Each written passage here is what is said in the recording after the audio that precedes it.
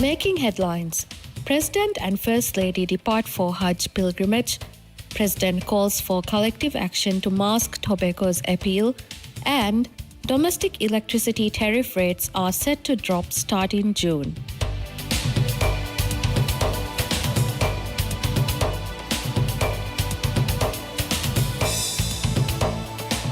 Bismillahirrahmanirrahim. Assalamu alaikum. Welcome to News in English. I'm Mumna Ismail, your host for today.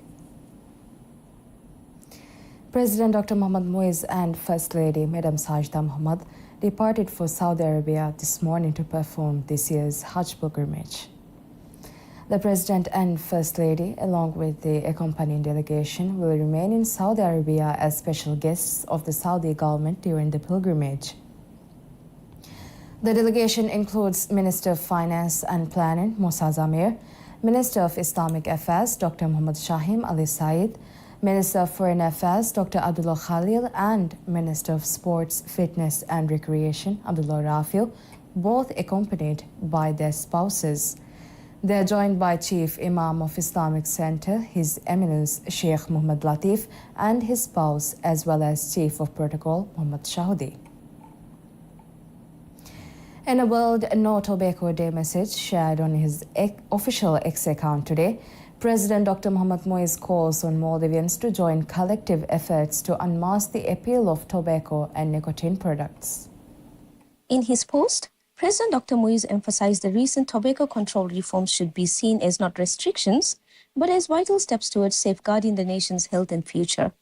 Reflecting the theme of the World Health Organization's 2025 World No Tobacco Day campaign, Unmasking the Appeal, Exposing Industry Tactics on Tobacco and Nicotine Products, the President highlighted the importance of recognizing and confronting the strategies tobacco companies use to make harmful products attractive, especially to young people.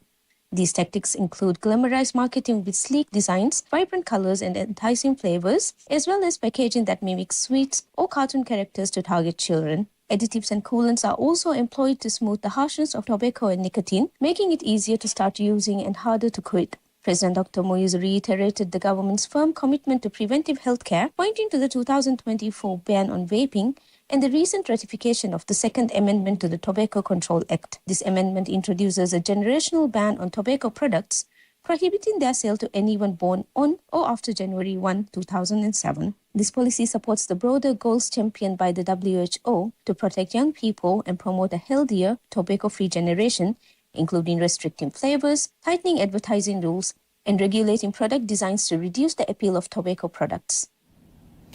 Vice President Al-Ustaz Hussain Muhammad Latif has concluded his official visit to Tajikistan, where he participated in the high-level international conference on glacier prevention held from May 29 to 31.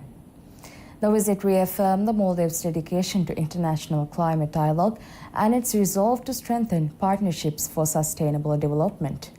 During the conference, the Vice President delivered a statement at the opening session calling for urgent and unified global action. He urged all countries to submit updated nationally determined contribution NDCs ahead of COP30, stressing the need for greater ambition, transparency, and urgency. He emphasized the Maldives' deep concern over the accelerating loss of glaciers and its far-reaching implications for vulnerable nations and the broader international community. The Vice President also attended a reception hosted by the Tajik government for delegates of the high-level conference on glacier prevention. He engaged with high-level officials from various countries, discussing shared concerns over climate change and its severe effects on glacial ecosystems. On the sidelines of the conference, the Vice President paid a courtesy call on the Prime Minister of the Republic of Tajikistan. Their discussions focused on strengthening cooperation in climate change, agriculture, and tourism. Both leaders reaffirmed their commitment to enhancing bilateral ties and addressing shared development goals. President Dr. Mohammad Muiz calls for structural reform within the Scout Association of the Maldives, emphasizing that the movement's long-standing service to the nation must now be matched with tangible state support. The president, who also serves as chief scout, described the current practice of moving the association between unsuitable facilities as unsustainable and a disservice to an organization that has supported the nation through both everyday service and national crisis for nearly 70 years. Reflecting on his personal journey as a scout during his school years, President Dr. Muiz said the movement had shaped his values and leadership and that its future must be safeguarded through proper infrastructure and policy backing. His remarks came during a ceremony at the President's office where he was formally presented with the World Scout Badge by Muhammad Nazif, President of the Scout Association of Maldives. The occasion also saw 7 individuals honored with the President's Scout Award and 8 others appointed to the Scout Council. President Dr. Muiz also issued a public tribute via his official X account to mark National Scout Day. In his message, he extended greetings to current and former Scouts and praised their ongoing contributions to building social cohesion and civic responsibility across the Maldives.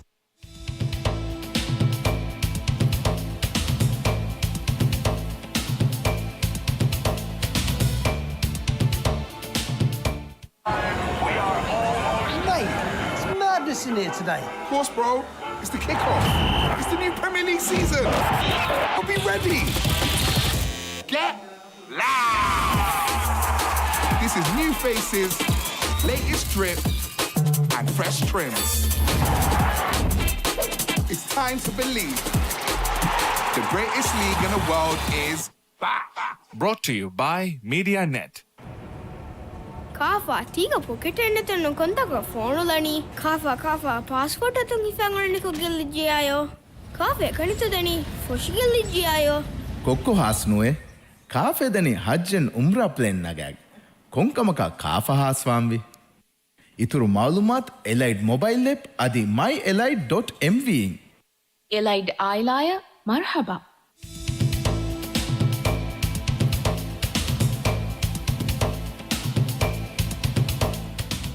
Welcome back. A new 250-bed building is in the pipeline for Hulumalu Hospital as authorities push to upgrade the facility into a tertiary-level healthcare institution. The expansion is part of ongoing efforts to address the growing medical needs of Hulumalu's rapidly increasing population. According to President Dr. Mohammad Muiz on the latest episode of Rayithu Naiku, preparations have already been finalized for the construction of the new hospital wing. He described the project as a crucial move to significantly improve access to healthcare for residents. The president noted that the current hospital remains relatively small for a city of Hulumalu's size, necessitating urgent upgrades.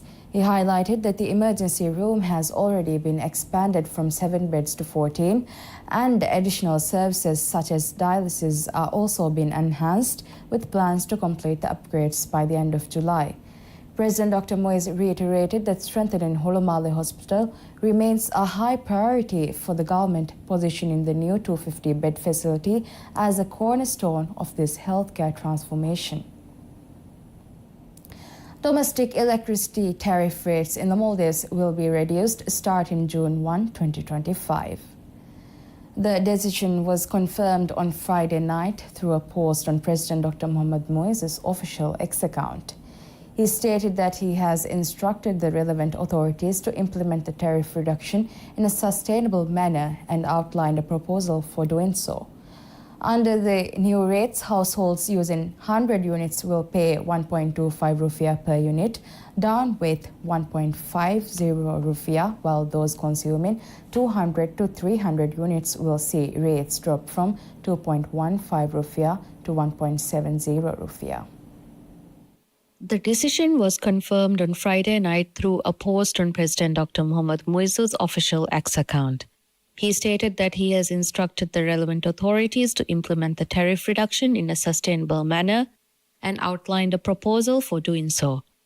Under the new rates, households using 100 units will pay 1.25 rupiah per unit, down from 1.5 rupiah, while those consuming 200 to 300 units will see rates drop from 2.15 rupiah to 1.7 rupiah.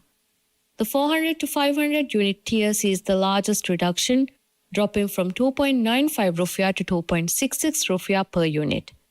Easing the financial burden of electricity services on the general public remains a key pledge of President Dr. Muizzu. It was one of the most prominent concerns raised by citizens during his presidential campaign. President Dr. Muizzu has repeatedly assured the public that his administration is committed to addressing these concerns and delivering tangible solutions. This latest move follows a pattern of recent government measures aimed at reducing the financial strain on households. During Ramadan, partial exemptions and discounts were applied to domestic electricity bills. In addition, the government waived penalties accrued from unpaid electricity and water bills in the domestic category. Further relief was also granted in April 2025 to help households cope with rising electricity consumption driven by unusually hot weather. President Dr. Mohammad Muizz has announced that the Asanda subsidy for prescription glasses will be doubled from 1,000 rupiah to 2,000 rupiah, with the change taking effect on June 1. The announcement was made during the World Health Day ceremony held on Thursday night. The president stated that the increase fulfills a key pledge of his administration and aligns with broader efforts to ensure more inclusive and accessible healthcare for all citizens. He confirmed that the directive to implement the revised subsidy had been sent to the relevant authorities earlier in the day. The president also underscored the administration's commitment to eliminating corruption within the healthcare system and making efficient use of state resources. He stated that savings generated from preventing misuse of funds would be redirected to meet essential public needs, including improvements in healthcare. The revision to Asanda subsidy is part of a wider strategy to expand coverage under the National Health Insurance Scheme. The existing subsidy of 1,000 rupiah, provided once every 2 years, has long been seen as insufficient by many recipients. MMTV has announced the winners of its prestigious Shifa'un wa Rahmah Quran recitation competition held during the holy month of Ramadan 1435. The event celebrated excellence in Quranic recitation across 5 age categories, with top participants honored during a prize-giving ceremony. The top 10 participants in each category received certificates of appreciation, gifts, and cash prizes. Those placed in 4th to 10th received 2,000 rupiah each. Third place winners were awarded 5,000 rupiah, while second and first place winners received 7,000 rupiah and 10,000 rupiah respectively.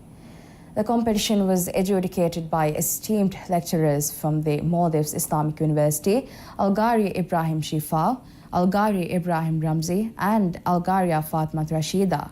Algari Ibrahim Sharif also served as a special judge. The winners by age category are under 7 years, Zaidan bin Yazid, Eilish Ivan Adam, Muhammad Daish Madih, 7 to 10 years, Ishfa Muhammad Nafil, Aira Hassan Farid, Aini bint Muhammad Fazim, 10 to 13 years, Muhammad Kian Anwar, Ashram Muhammad Rashid, Arshi Abdullah Afshan, 13 to 18 years, Muhammad Nuhek Ibrahim Shifa, Ahmad Tomih Ayub, Zamin Abdullah Khalil. Above 18 years, Ali Umar, Aishat Inan Ramzi, Aishat Afnan Sharif. According to MMTV, the aim of the competition is to nurture a Quran-loving society and to deepen the love of the noble Quran in the hearts of Maldivians.